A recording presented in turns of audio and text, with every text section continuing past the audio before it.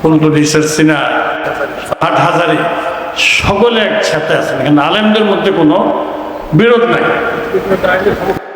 ইসলাম আজকে 100 বছর উপরে যে গেছেন করে যাচ্ছেন, সেটার মধ্যে কোনো ধরনের কোনো সিলসিলার কোনো বিষয়টা ওনারা বিরোধ রাখেন। সেই ফুরফুরা, সিনা, দেওবন্দ 100 বছর পরেও ওনারা সকলকে এখানে আনতে পারছে। আল্লামা বাবুনগরী সাহেব, আমি নিজে গেছিলাম আল্লামা শফি সাহেব যখন জীবিত ছিলেন, হাটহাজারী গেছিলাম, পটিয়ার মহতরাম যখন আগের মরহুম ওনার ওইখানে আমি গেছিলাম।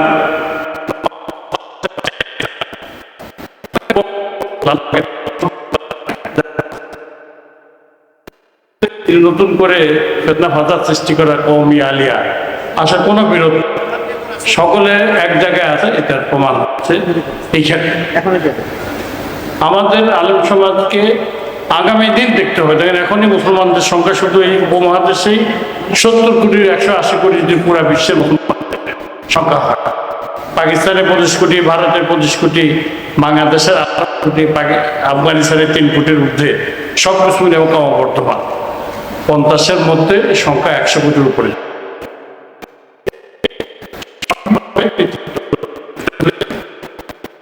ইসলাম যেই কাজ বিচ্ছিন্নভাবে ইসলামকে ব্যবহার করে, ইসলামের নামে রাজনীতি করে, কিন্তু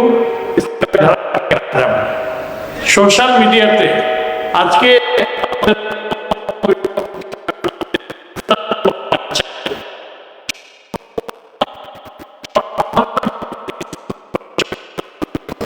ওনার বক্তব্য নিয়ে দেবে সোশ্যাল মিডিয়ায় কটু বাক্য দেওয়ার দুঃসাহস দেখা কেউ। সোশ্যাল মিডিয়া সম্পর্কে যুক্তরাষ্ট্রে, ইউরোপে দেখেন তাদের চার্লি কার্ক মারা যাওয়ার পরে এখন তাদের বোধোদয় হয়েছে যে সোশ্যাল মিডিয়াটা একটা মারাত্মক জিনিস, নিয়ন্ত্রণ করতে হবে। এইটা যে বিশেষ করে সমাজের মধ্যে বিভাজন সৃষ্টি করতেছে, হিংসা বিদ্বেষ সৃষ্টি করতেছে।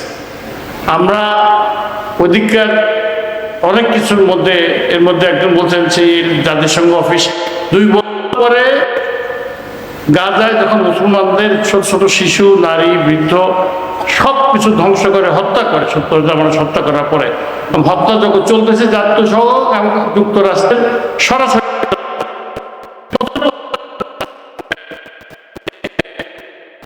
এথনিক ক্লিনজিং হয়েছে।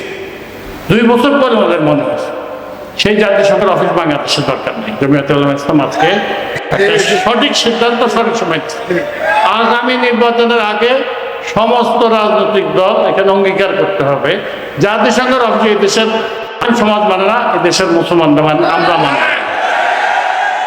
এই দেশে মাওলানা জুনায়েদ বাবুনগরী সাহেব বলতেন, এখন আমরা দেখতেছি মসজিদের ইমামদেরকে বিভিন্ন ধরনের 15 বছর 20 বছর ইমামতি করছেন, তাদেরকে এখন মসজিদ কমিটির দখলের নামে ইমামদেরকে অত্যাচার করা হয়েছে। হাসিনার বিরুদ্ধে যে আন্দোলন হয়েছে, সেই যদি আমরা 2000 সালে দেখব আমির সাহেব এসে ব্রাহ্মণবাড়িয়াতে কতজন শহীদ হয়েছে। এরপরে আমাদের ওসমান হাসিনের বিরুদ্ধে, তারপরে এই বাবরি মসজিদের বিরুদ্ধে আলেম সমাজ যে স্পিরিটটা তুলছে, সেই স্পিরিটের পরবর্তীতে ইভেন মামুনুল হক সাহেব করলে মোদীর সফরের বিরুদ্ধে 2015 সালে কতজন শহীদ হয়েছেন। আর সবচেয়ে বড় কথা হলো 2013 সালের 5ই মে ছাপড়া চত্বরে যে শত শত এই এতিম শিশু মাদ্রাসার ছাত্রকে হত্যা করা হয়েছে, সেই অভিশাপ এবং সেই যে স্পিরিট, সেইটার বদলে কিন্তু বিপ্লব, এই বিপ্লব শুধু দেশ রক্ষার কোনো কথা হয়নি। এটার মধ্যে আলেম সমাজ এই দেশের মধ্যে এই চিন্তার চেতনা তৈরি করতেছেন মসজিদের ইমাম সাহেবরা। সারা দেশে যে মাহফিল শুরু হয়ে গেছে এখন ঈদে মিলাদের, পুরো 4 লক্ষ মাহফিল হবে, সমস্ত কিছু নিয়ন্ত্রণে কিন্তু আলেম সমাজই থাকবেন, হাটহাজারী থাকবেন, সিনা থাকবেন, ফুলটুলি থাকবেন। এর বাইরে বাংলাদেশে কেউ নিতে পারে রাজনৈতিক ইসলামের নামে চেষ্টা করে কোনো লাভ হবে না ইনশাআল্লাহ। তবে আগামী দিনে যারা ক্ষমতা আসতে চান তারা এই শক্তিটা উপলব্ধি করতে হবে। আজকে সীমান্তে আমাদের যে বিজিবি ক্ষমতা দেখাইতে পারতেছেন, ভারতীয়দেরকে যেভাবেও কিছুটা প্রতিহত করার চেষ্টা করেন, শক্তির উৎসটা কিনা শক্তির উৎস হচ্ছে মসজিদ। সেখান থেকে ইমাম সাহেব যদি ডাকেন, আল্লাহু আকবার ডাকলে মানুষ জান দেওয়ার জন্য প্রস্তুত হয়। কিন্তু কোনো রাজনৈতিক দল সম্মিলিত মিটিং করে যদি মানুষকে বলে যে ওখানে দাঁড়াও, কেউ না যে জীবন দিয়ে দেশ রক্ষা করবে, সীমান্ত ছেড়ে চলে আসে, সেই দেশের আলেমরা, ইমামরা এই দেশের গার্মেন্টসে, টেক্সটাইল, বিভিন্ন প্রায় 60 লক্ষ নারী কাজ করে। তারা পর্দা করুক আর না করুক, 60 লক্ষ নারী কাজ করে। এই কাজ করার লিবার্টিটা দিতেছে কারা? তাদের সন্তানদেরকে রক্ষা করতেছে কারা? শত শত হাজার হাজার ফুরকানিয়া মাদ্রাসা, কওমি মাদ্রাসা, মহিলা মাদ্রাসা করে ডেকে সেন্টারে পরিণত করছে। তাদের সন্তানদেরকে আপনারা লালন পালন করতেছে, এদেরকে লিল্লা বোর্ডিংকে নিয়ে খাওয়া দাওয়া করাইতেছে। রাষ্ট্রের হাজার হাজার কোটি টাকা রক্ষা করতেছে আলেম সমাজ। ওরা বিনা পয়সায় তার সন্তানটাকে সারাদিন মাদ্রাসায় দিয়ে তিনি কাজ করে আসতেছেন, চালাচ্ছেন। রাষ্ট্র না ওই নারীর দায়িত্ব নিতে হচ্ছে, না সন্তানের দায়িত্ব নিতে হচ্ছে। সেই মুসলমান শাসন হাজার বছর ওই দেশে আসছে, এই অঞ্চলে আসছে। পীর সুফি দরবেশরা আগে আসছেন, ওনারা খানকা করছেন, ওনারা প্রতিষ্ঠা করছে, এরপর তারা আসছে। তারা যখন চলে গেছে, এদেশে রাজনৈতিক দ্বারা ইসলাম যারা করেন, মওদুদী সাহেব তো এই দেশের জমিদার প্রজার সপক্ষে ছিলেন, উনি ব্রিটিশ রাজের সপক্ষে ছিলেন। কিন্তু এই দেশের আলেম সমাজ ব্রিটিশদের বিরুদ্ধে প্রথম দাঁড়াইছে, তখন ব্রিটিশ আমল। পরবর্তীতে মুসলমানদের জন্য আওয়াজভূমি, সেই নেতৃত্ব আলেম সমাজ দিচ্ছে। তো যুগে যুগে সবসময় কিন্তু এই দেশে ইসলাম রক্ষা বা ইসলামী সমাজের যারা সুবিধাভোগী, এই দেশের ব্যাংক, ইন্স্যুরেন্স থেকে শুরু করে গার্মেন্টস, ওনারা যে এত কিছু করতেছেন, সব কিছু কিন্তু আপনারা কিন্তু একটা ভিত্তি তৈরি করে নিরাপত্তা দিচ্ছেন। 5ই আগস্টের পরে এই দেশে বিশাল দাঙ্গাম হয়ে গেছে। আওয়ামী লীগের এখনো সে ভিডিও পাওয়া যায়, লক্ষ লক্ষ লক্ষ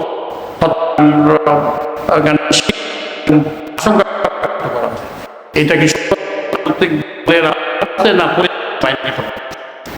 মসজিদের আহ্বান, আলেম সমাজ প্রয়াস, এখানে সমাজে কোন বিরোধ ছিল। ইসলামী মূল্যবোধের সপক্ষে, ইসলামী শিক্ষার সপক্ষে, কলেজ শিক্ষক থাকার সপক্ষে অনেক কিছু অঙ্গীকার করতে যারা আসবেন, তারা অঙ্গীকার না করলে, কারণ এই সোসাইটি চেঞ্জ হয়ে গেছে। আলেম ওনার সাথে কথা বললেন, এটা একটু ভোট পাবেন না,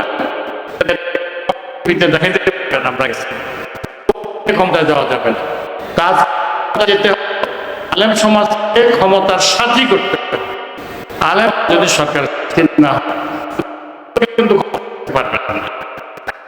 সামনে একটু আরো আছে নতুন একটা সমাজ, মিডিয়াতে যে ভয়ানক একটা বৃক্ষ তৈরি এবং দুঃখজনক নামে যারা যেতে পারে গুলি, তরুণ ছাত্র ঘৃণা কাজই হচ্ছে আলেম সমাজ তারা তাদের রাজনীতি চিন্তার বিরুদ্ধে কথা বলবে, সেইটাকে নোংরা ভাষায় গালিগালাজ করে। এগুলি বন্ধ করতে হবে। মসজিদে মসজিদে ইমাম সাহেবরা এবং বড় বড় মাহফিলে এই সোশ্যাল মিডিয়ার কুফল সম্পর্কে, এইটা যে বড় একটা গুনার কাজ সোশ্যাল মিডিয়াতে ইসলামের বিরুদ্ধে, মুসলমানদের বিরুদ্ধে, এই কথা জোরে জোরে বলতে হবে। আজকে কথা বলার এত বড় একটা সুযোগ, এত সুন্দর জায়গা আমাকে এই সুযোগটা করে দিয়েছেন জামায়াতুল ইসলামের নেতৃবৃন্দ, আমি সকলের কাছে কৃতজ্ঞ। এবং আমি ব্যক্তিগতভাবে আমার সাথে যতগুলি প্রতিষ্ঠান আছে, সকলে বাবুনগর সাহেব ইসলামের স্বার্থে যে কাজগুলি ডাক দেবেন সবগুলির সাথে আছে, আমরা থাকবো ইনশাআল্লাহ। সকলের জন্য আসসালামু আলাইকুম।